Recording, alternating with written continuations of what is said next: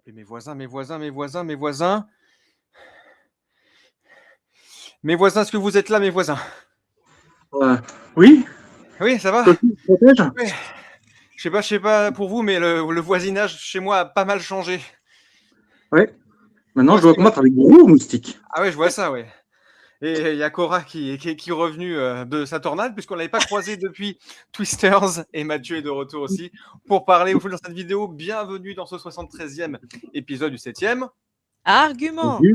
Yes, vous n'êtes pas rouillé, vous êtes toujours là.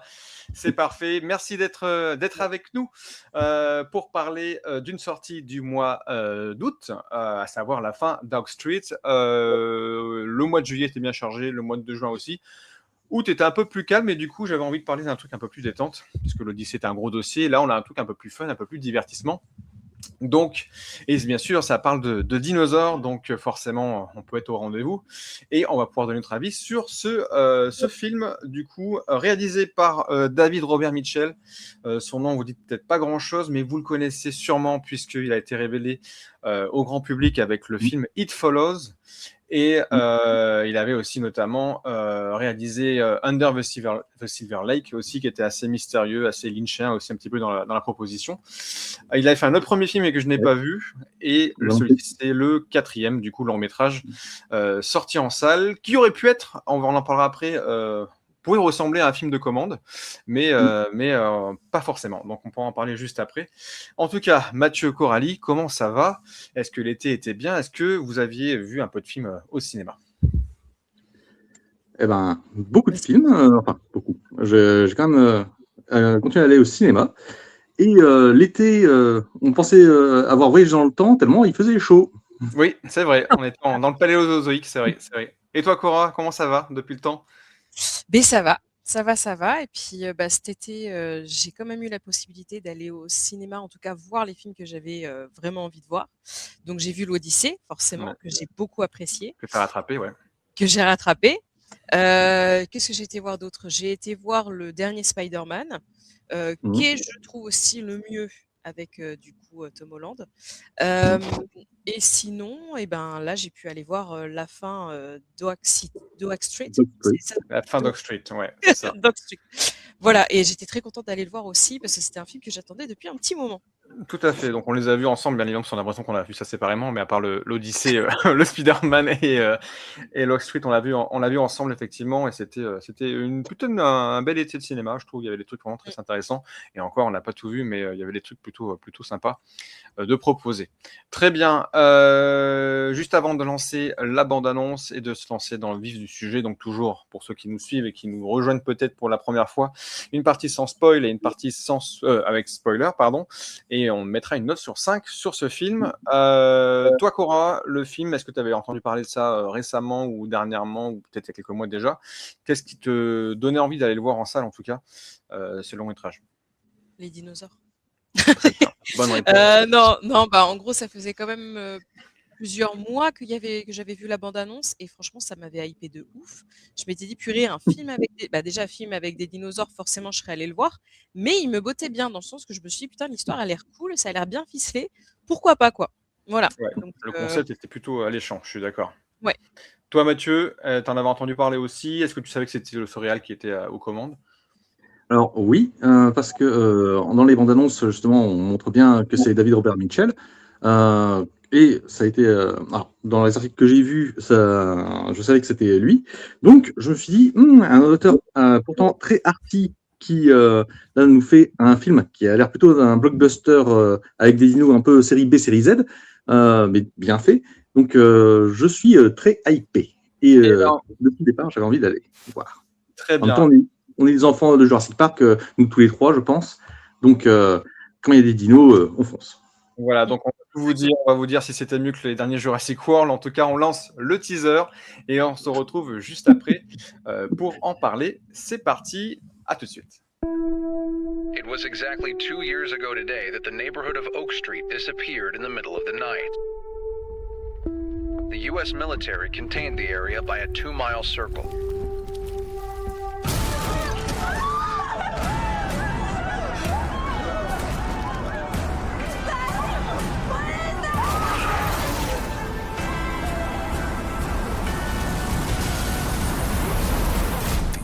Oak Street, only in theaters August 14th.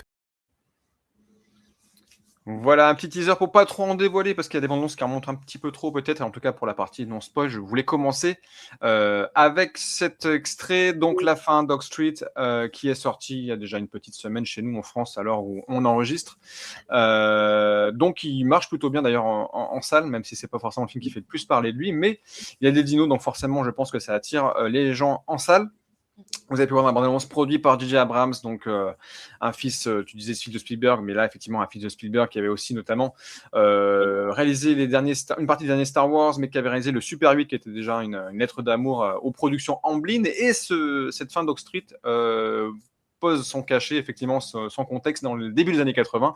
On suit une famille très modeste qui va du coup essayer de survivre comme il peut. On sent que le couple est un petit peu déchiré, les enfants sont un peu perdus au milieu de tout ça, et du jour au lendemain, un phénomène plutôt mystérieux va déplacer tout leur quartier dans un autre monde, un autre contexte, je ne sais pas, mais en tout cas, les voisins vont être un petit peu différents puisqu'ils vont être envahis du jour au lendemain de dinosaures. Voilà, j'en dirai pas trop plus non plus sur ce côté-là. On va pouvoir commencer par mettre nos notes et on va pouvoir commencer à parler du film en version sans spoil en tout cas. Donc vous pouvez modifier du coup votre nom, vous rajoutez la petite note sur 5 comme d'habitude et on en parle juste après. Vous pouvez mettre les notes, c'est parti.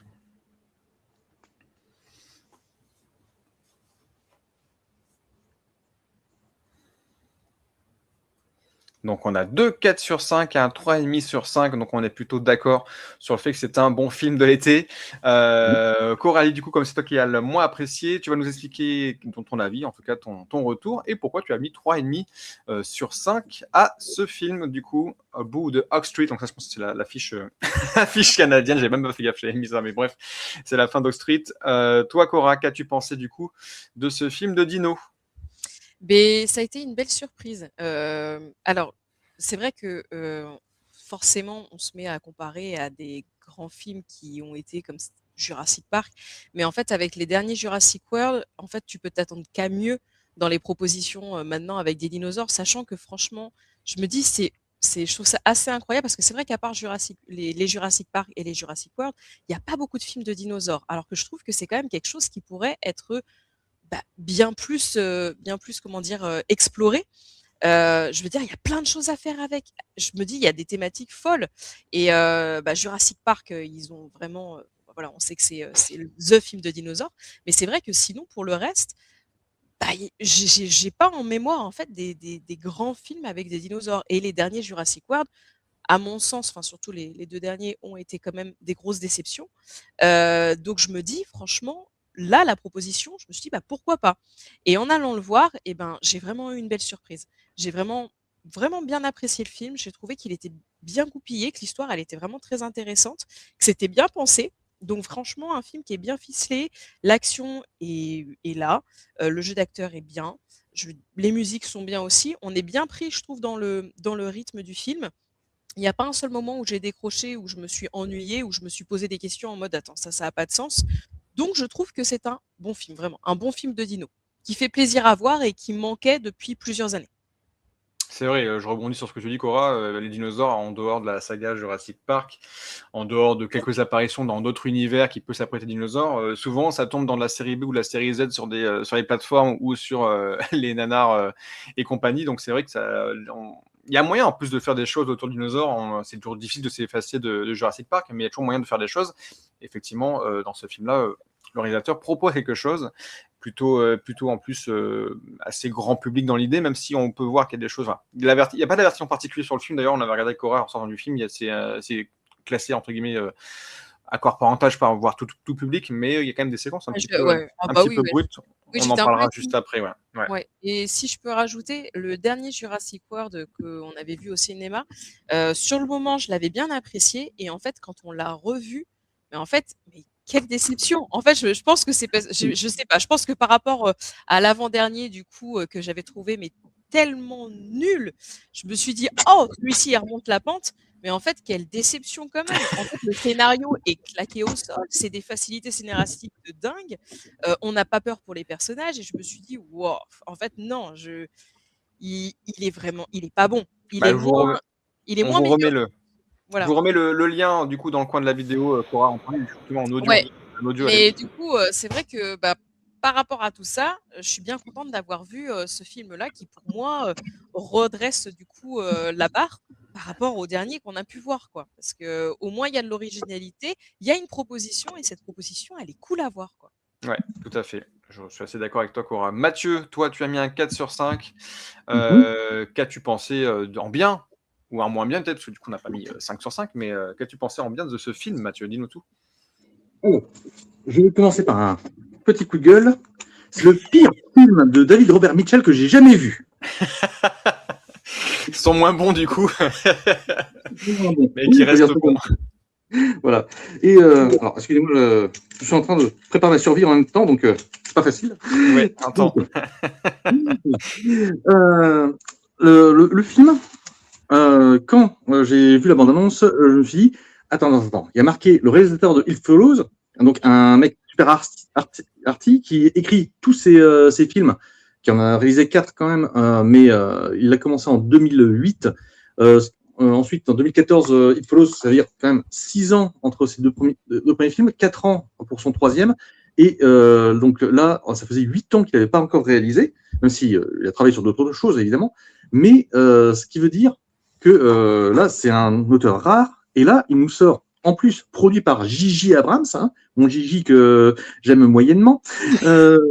Il a produit, enfin, il a réalisé un film qui a tout du blockbuster, justement, un peu détente, que je verrais plus, par exemple, pour un James Wan. Parce que lui, justement, il veut s'éclater dans ses films. Et je ne voyais pas ce genre d'éclate dans It Follows et dans Under the Silver Lake. Bah, c'est des propositions, je te coupe, c'est des propositions beaucoup plus autoristes, et c'est vrai que voir ce type de projet entre ses mains, ça pouvait effectivement faire peur au début. Alors, c'est pas que ça faisait peur, c'est que ça intriguait. Et donc, j'y suis allé, et j'ai eu une excellente surprise, parce que c'est effectivement un hommage à Spielberg dans son idée, c'est aussi un hommage au style J.J. Abrams, puisqu'on retrouve beaucoup d'éléments qui sont la patte de J.J., en particulier les mystery box, mais là, bien utilisé, ça fait du bien. Et surtout, donc, on a une galerie de personnages attachants, parce que même les enfants qui peuvent être des petits cons de temps en temps, ils ne sont pas des petits cons gratuitement. Merci Seigneur. Bref, là, une très bonne surprise, même si, encore une fois, c'est le moins bon, parce que je trouve que, en fait, il est trop simplé par rapport à David Robert Mitchell en général. Ouais, c'est vrai que du coup, je l'ai mentionné, donc j'avais peur au début que ce soit un film de commande, et c'est pas du tout le cas, parce qu'effectivement, comme tu disais, Mathieu, il a écrit tous ses films, et il a notamment écrit celui-ci.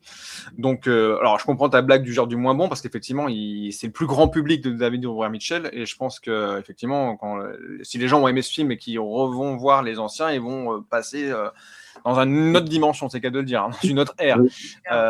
En plus, il travaille, donc je sais qu'il a mis beaucoup de temps à faire ses films, et je pense qu'il a beaucoup de problèmes pour mettre en place ses films, et le temps est assez long. Pour celui-ci, quand même, il y a un bon budget, grâce à J.J. Abrams, je pense aussi qu'il a apprécié la proposition. Et effectivement, on pourrait se dire, c'est dans un autre quartier que Super 8, ça marcherait. En fait, on sent vraiment la même type de vibe, voilà, d'ambiance old school, comme j'aime bien le dire. Mais voilà, dans ce film-là, au-delà d'un Super 8, on arrive sur un truc beaucoup plus divertissant, certes, mais un truc assez brutal aussi, parce qu'en fait, ce que j'aime bien dans ce film-là, et c'est pour ça que j'ai mis 4 sur 5, c'est qu'il y a un côté très feel-good movie, entre guillemets, avec une famille américaine dans un quartier, voilà, qu'on a pu voir peut-être plein de fois dans d'autres films. Mais en même temps, il y a ce côté brutal qui, du jour au lendemain, dans cette famille complètement dessoudée à la base, il va y avoir ces dinosaures qui vont leur laisser aucune pitié, quoi. On a vraiment des morts, des histoires en parallèle qui vont arriver et qui vont être assez brutales, qu'ils assument au fur et à mesure du film, qu'ils auraient pu assumer jusqu'à la fin du film, mais on en fera peut-être dans la partie spoiler, pardon. Mais tout ce côté brutal face au côté feel-good movie des années 80, je trouve qu'il matche bien, et on n'en voit pas souvent des films comme ça. Ils auraient pu être plus gentils tout le long du film, et c'est pas le cas, parce que ces dinosaures-là, c'est des dinosaures qui sont en plus plutôt accurate par rapport aux recherches actuelles. Ils ont des plumes, ils ont des poils, ils ressemblent pas aux dinos bodybuildés de Jurassic World ou Jurassic Park, entre guillemets.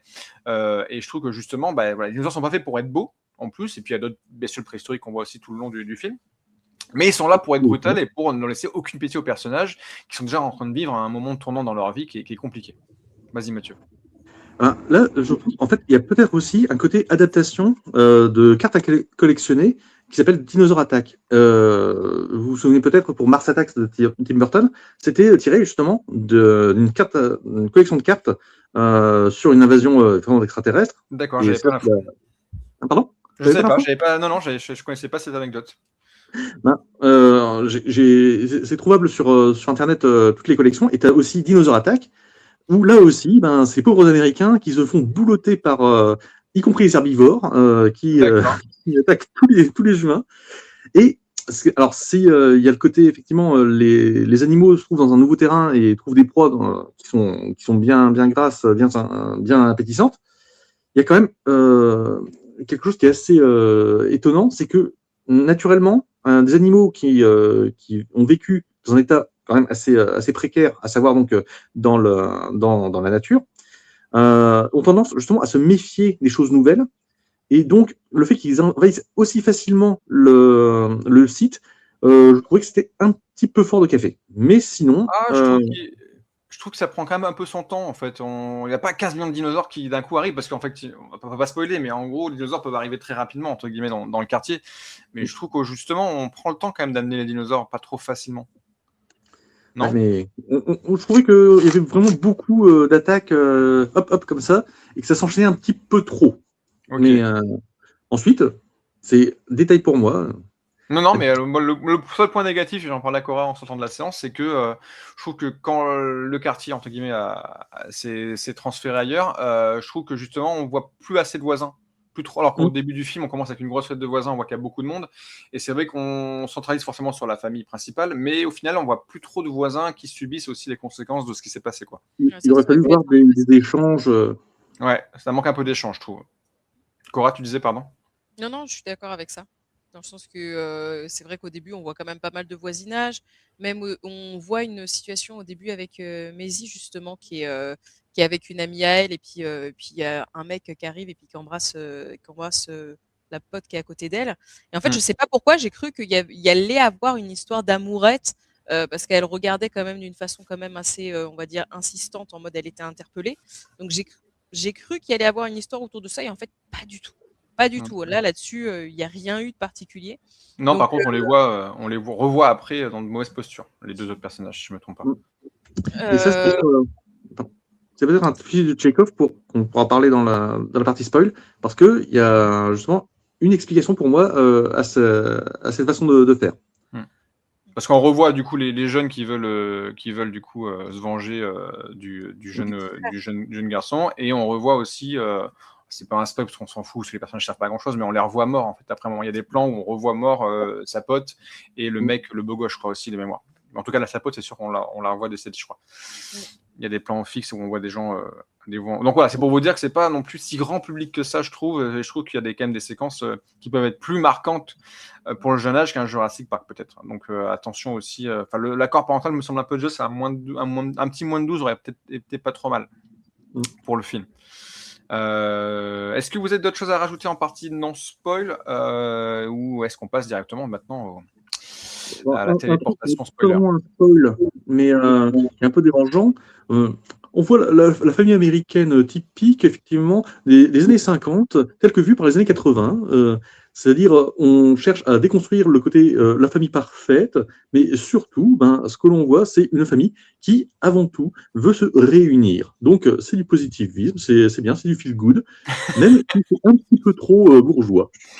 Ouais, alors je suis pas tout à fait d'accord sur ce propos, parce que en fait, le nerf de la guerre de l'histoire, enfin de la famille qui se sent un petit peu effectivement éclatée, c'est le secret de la maman, on ne dira pas pour l'instant, qui effectivement peut aussi être le départ du problème de la famille. Et puis le papa, on sait qu'il a eu des problèmes avec l'alcool, on sait qu'il a du mal à subvenir aux besoins de la famille, donc il y a tout ça qui peut être sympa à aborder en partie spoiler, bien évidemment. Donc on s'y conduit. J'enlève cette affiche très sympathique aussi, et on va passer à la partie spoiler. Attention, 3, 2, 1, c'est parti, on va spoiler.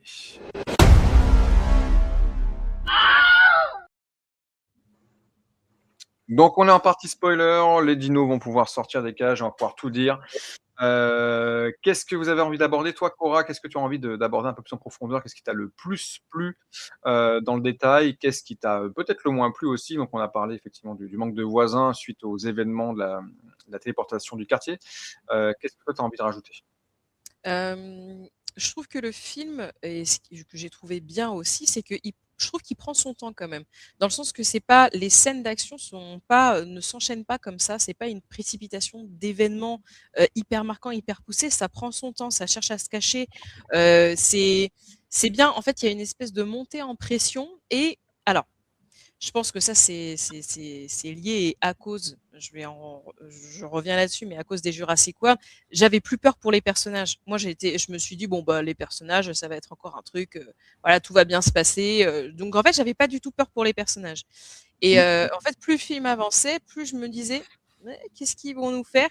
Et alors, mais je m'y attendais pas du tout, mais alors, le décès de Greg, le père, mais quelle violence! Dans le sens où, mais vraiment, j'ai bugué devant l'écran.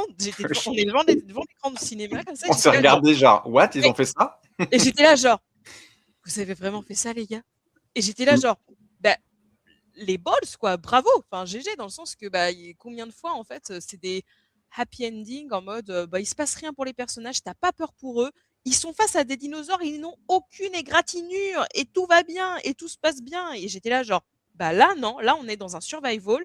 On a plus peur pour les personnages et j'ai trouvé ça bien. Et justement, c'est pour ça que j'ai trouvé que le concept était bien. Au-delà de l'histoire ou du scénario, je trouvais que là, pour le coup, il y avait plus de tension et plus de peur pour les personnages qu'on ne retrouvait plus ces derniers temps dans les derniers films de dinosaures en tout cas que j'ai pu voir. Donc j'ai trouvé ça bien. J'ai trouvé ça bien de me dire, bah purée, enfin il y a un choix qui est fait, il y a un parti pris et c'est l'un des personnages principaux qui décède et pas n'importe lequel. Enfin, on parle quand même du père qui, malgré ses fragilités, malgré ses faiblesses, a quand même cette envie de protéger coûte que coûte sa famille et donnera tout pour sa famille. C'est-à-dire que, bah, effectivement, il est marqué par l'alcoolisme, il est marqué par son envie de faire vivre sa famille. Mais voilà, là, je me dis, bah là, il y a une prise de risque, il y a une volonté d'eux, et je trouve que ça collait bien avec le scénario, quoi. Voilà, moi, j'aurais bien aimé, je rebondis sur ce que tu dis, Cora, je suis d'accord avec toi, mais effectivement, on finit quand même sur une happy ending, et c'est dommage que il y a ce retour en arrière. Alors après, ça se prête au scénario du film et à l'ambiance du film. Ouais. Mais je trouve qu'effectivement, le fait, on est en partie spoil, on peut en parler, que finalement, ils arrivent à se retéléporter là où ils partaient, mais avec un petit peu de temps d'avance. Donc, ils peuvent prévenir le papa pour pas qu'il se fasse téléporter. En fait, mais ils le préviennent pas, en fait. Ils le rejoignent. Il avait une dernière commande à faire, normalement, de pizza. Et en fait, ils le rejoignent là où, en fait, il faisait sa commande. Mais ça, c'est malin, c'est bien trouvé, et l'idée est cool. On va dire que l'idée est cool, mais effectivement, je trouve ça dommage qu'il soit pas allé jusqu'au bout du truc. C'est ça. De se dire, bah, voilà, effectivement, ça finit en mode happy ending et tout va bien, et puis voilà, mais ça suit le fil de l'histoire, dans le sens que pour moi, je ne trouve pas ça déconnant non plus. Non, c'est ça. C'était plausible. En même temps, pourquoi est-ce qu'il est parti faire sa dernière livraison? C'est parce que justement, eux ont commandé la pizza. Oui. Parce que normalement, si bah oui, c'est eux qui ont commandé la pizza. Il aurait dû être absorbé avec le reste. Oui, c'est vrai. Mais encore un problème de temporalité et de voyage dans le passé et dans le futur. Ça, c'est encore autre chose. Mais oui, je comprends. Mais c'est vrai que s'ils avaient assumé jusqu'au bout, mais après, je comprends que ça s'y prête pas forcément et qu'on voulait rester sur une fin un peu plus sympa, un peu plus joyeuse. Et une résolution pour tous les personnages qu'on voit à la fin avec la mère, ce qu'elle est devenue, ce que les enfants sont devenus. Ah, vas-y Mathieu, tu veux rebondir? Résolution, parce que là, justement, pourquoi est-ce que j'ai pas mis 4,5 sur 5? C'est parce que, justement, cette fin, alors, elle m'a fait extrêmement rire, mais surtout, elle pose un énorme problème. Alors, je pose le contexte. Depuis quelques années, je suis une chaîne YouTube qui s'appelle Monsieur Phi, qui est sur la philosophie et qui s'intéresse énormément à la question de la conscience, la question du soi. Et là-dessus, qu'est-ce qui se passe à la fin de The End of Oak Street? Donc, il y a le papa qui est appelé pour ne pas être dans le dégage temporel, ce qui fait que sa femme et sa fille et son fils, de lui-même, on va dire du père B, eux se retrouvent avec les dinosaures sans l'aide du Greg B, parce que le Greg A, lui, il est mort. Ce qui fait que donc la famille A a un Greg B qui n'est pas le Greg A, donc en fait, c'est un étranger pour eux. Mais ils s'en foutent. Et ce côté-là, ça m'a fait énormément marrer. mais en même temps, je me dis, c'est typiquement le genre de truc auquel les Américains ne pensent pas, parce que justement, en fait, comme dans, comment ça s'appelle, il y a un pilote un pilote dans l'avion, on s'en fout. Ouais, encore, j'y ai pensé que c'était pas le père de la bonne temporalité, mais je me dis, bon, on s'en fout, on est tellement attaché au personnage qu'effectivement, je pense pas qu'ils y pensent pas. Oui, mais c'est pas le même personnage. Oui, mais il n'a pas eu toute la rédemption de cet heure d'avis. Mais Mathieu, tu te mets à leur place. Ils viennent, t'as les enfants et du coup sa femme qui viennent de perdre soit leur père, soit son conjoint. Moi, peu importe ce qui s'est passé, si je sais que j'ai moyen de retrouver mon père, même s'il n'a pas vécu les mêmes choses que nous pendant certains jours et qu'effectivement, il y a des faits qui ont peut-être ressoudé des liens ou ce genre de choses, bref, qui ont amené d'autres émotions et plus développé le personnage, j'ai quand même envie de retrouver mon père. Dans le sens que quoi qu'il en coûte, moi, si mon père est décédé, je ferai tout pour le retrouver. Donc en fait, moi, j'ai pas trouvé que ça dissonnait là-dessus, quoi. Ça m'a pas perdu. C'est pas une dissonance. C'est tout à fait dans le caractère des personnages. C'est simplement que ça ouvre tellement de questions philosophiques et de possibilités aussi de drames futurs. Parce que là, justement, le Greg B, il peut très bien dire oui, mais ça veut dire que j'ai ma femme et mes enfants qui sont en danger de mort maintenant. D'accord, moi je suis en vie, mais ça veut dire que j'ai quand même des personnes que j'aime qui sont en danger. Tu vois, comment la fin du film est amenée, ils pensent que c'est sa vraie famille qui est là-haut, ils se demandent pourquoi ils sont là en fait. Ils pourraient se dire qu'est-ce qu'ils foutent là, alors comment ils ont pu arriver avant moi sous la pluie machin et tout, mais pour moi ils pensent pas que c'est notre famille, ils pensent que c'est la sienne et l'ellipse fait qu'on n'en saura pas plus. Ben si, l'épilogue indique que justement la mère a pu donner son explication, son témoignage là-dessus, c'est-à-dire que maintenant Greg B connaît la vérité. Et comment est-ce qu'il le vit? Justement, on ne le sait pas. Mais, donc le Greg A est vraiment mort, ça y est, ça me va. Oui.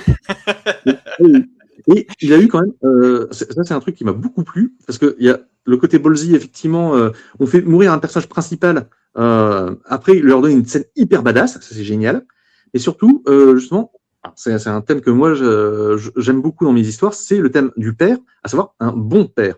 Parce que même s'il fait des conneries, il a ses fautes et ses faiblesses, justement, quand vient le moment justement de se retrousser les manches, là où beaucoup de films auraient continué, ou de séries auraient continué dans le style Homer Simpson ou Jerry Smith de Rick et Morty, c'est-à-dire c'est un loser de bout en bout, là justement, il se retrousse les manches et il fait le maximum pour les siens, dans la limite de ses moyens. Et ça, c'est exemplaire, je trouve. Oui, puis en plus, il écoute quand même les conseils de sa femme, qui on voit qu'il reprend un petit coup à boire, parce que forcément, vu ce qui se passe et tout, mais il arrête une fois qu'on lui dit d'arrêter.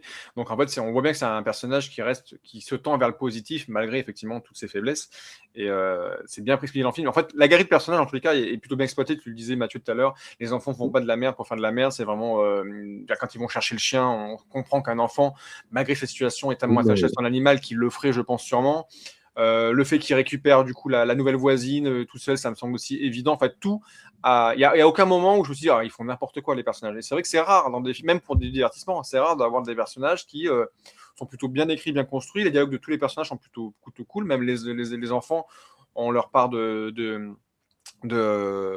d'héroïsme, j'ai envie de dire, voilà, quand ils vont sauver aussi ou qui vont aider du coup les autres personnages. Voilà, donc tout est bien, et même les enfants qui en veulent du mal du coup aux garçons, les autres voisins là qui veulent se venger, tu te rends compte que malgré la situation, le jeune fils qui avait été du coup attaqué lui dit mais ça sert à rien dans ce qui se passe et tout. Au contraire, on sent qu'il y a une osmose d'envie d'être aidé, mais ça me manque un peu. Je trouve que vraiment, je reviens sur ça, mais le fait qu'il n'y ait pas d'autres voisins, ça manque un peu de voisins fight.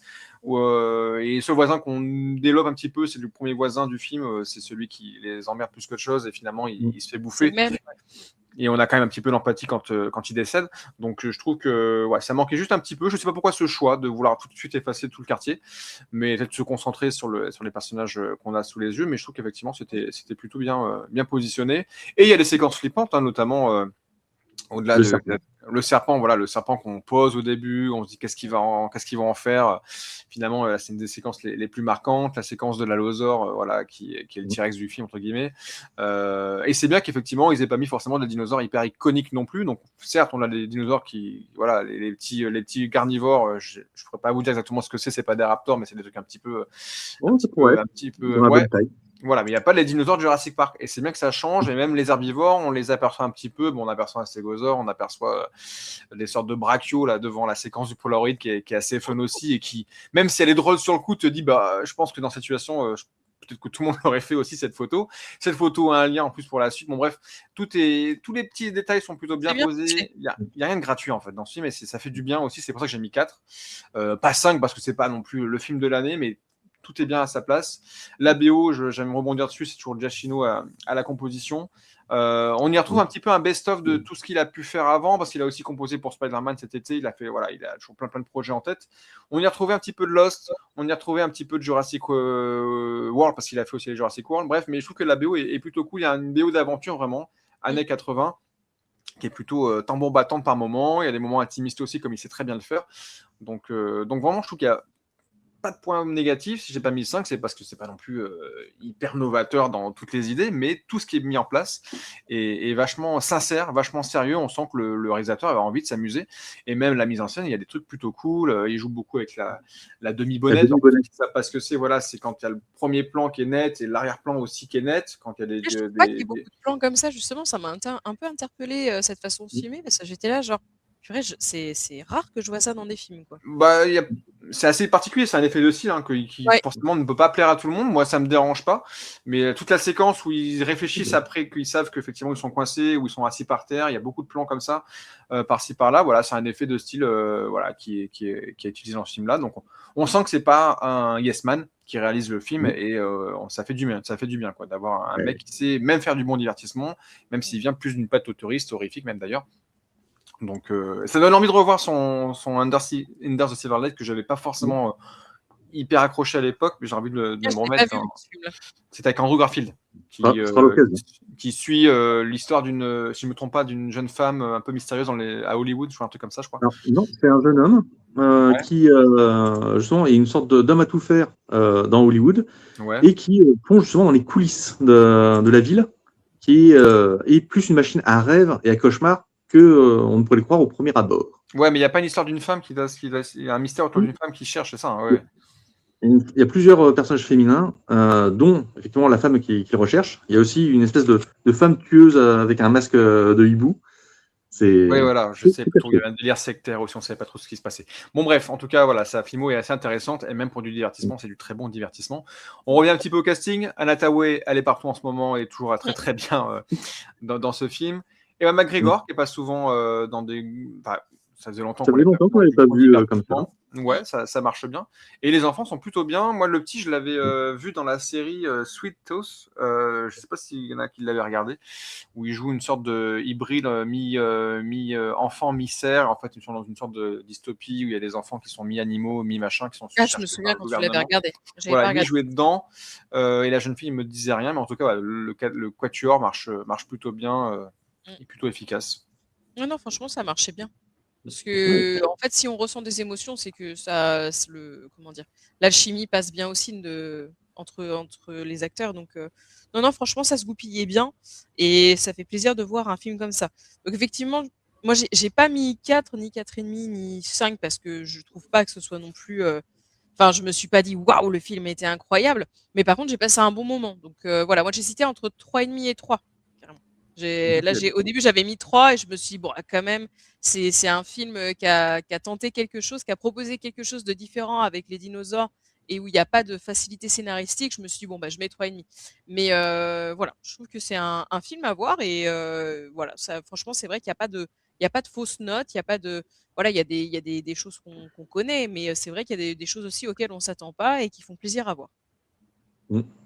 Et même visuellement, les dinos, franchement, Ah, ils sont par bien faits. moments, ils sont bien Ouais. mieux faits que dans les derniers Jurassic World, hein, Oui, même si ouais, bon voilà, ouais, Ah je suis oui, d'accord. on a certains ça plans, on dépend, sent bien que c'est l'effet et ce qui est bien, c'est qu'il a filmé, j'ai vu dans les secrets de tournage, il a filmé quand même dans un vrai quartier, donc toutes les maisons, la plupart des décors, ne sont pas du fake, à part les dinos, bien évidemment, mais la plupart c'est un vrai quartier qu'ils ont gardé pendant, plusieurs semaines pour pouvoir tourner autour, qui est un quartier qui avait gardé en plus, un peu une patine, old school et qui avait pas trop changé depuis les années 60, donc pour les années 80, ça se prêtait plutôt bien.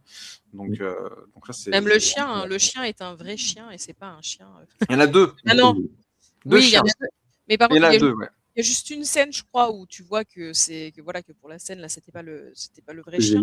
Mais sinon, j'étais contente, quoi. Je me suis dit, purée, merci d'avoir fait au moins ce mini effort de mettre un vrai chien. Mais il y a deux chiens qui ont joué du coup le rôle de Starbuck, si je me trompe pas, ça c'est son prénom. C'est ça. Voilà, donc il fait le café. Il fait le café, le chien. Bien vu. Il fait le café. Est-ce que vous avez d'autres choses à rajouter, messieurs, dames, sur la fin d'Oak Street? Alors, on peut pas en parler autant que l'Odyssée, qui avait beaucoup plus de choses à dire, forcément, mais on reste sur un film, effectivement, bien écrit, simpliste, qui marcherait très bien, qui plairont aux fans de dinosaures et aux fans d'aventure, familial, tout simplement. Donc voilà. Et forcément, il y a des choses assez marquantes quand même dans les morts des personnages. Je trouve que tout est plutôt assez brut de pommes, mais c'est ça qui fait le charme du film, je trouve aussi. C'est pas un simple divertissement. Mathieu. Alors, moi, j'ai juste un petit truc à dire. Donc, pour revenir sur ta petite remarque, Cora, sur la façon dont la fille de la famille regardait le couple qui se bécotait, en fait, je pense que c'est une préparation pour indiquer que, en fait, ce qu'elle regrettait, c'est que ce ne soit pas elle qui soit en train de bécoter l'autre fille, puisque lorsque il sauve la voisine et qu'il l'adopte en quelque sorte, il se trouve que justement, il y a des regards entre les deux qui laissent sous-entendre une recherche d'intimité. Donc, je pense que c'est peut-être pour ça qu'il y a eu cette façon de jouer. Oui, c'est vrai, c'est vrai, parce que je me suis aussi posé la question justement quand on regardait le film, si c'était pas justement avec plutôt la nana avec qui elle aurait pas voulu être. Donc, puis après, effectivement, de ce que tu dis, ça ferait plus sens vu le lien après qu'elle va avoir avec la voisine et les regards qui peuvent tendre vers cette idée-là plus. Du coup, il va y avoir une battle entre le frère et la sœur pour ressortir avec la voisine. Ah, merde. Voilà.